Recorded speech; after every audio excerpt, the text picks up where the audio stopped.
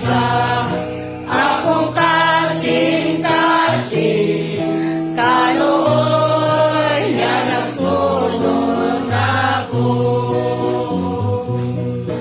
Ako kayo ang kaluoy sa Diyos, dili gayud nako matukan.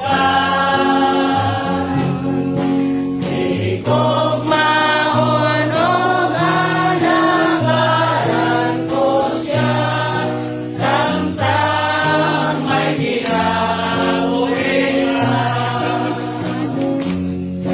Ang kaayo ko, ang iyang kaluoy, salita sunod ka nako. Ang iyang saan, walay pagkapakyas, ang kaluoy, walay pag-uban.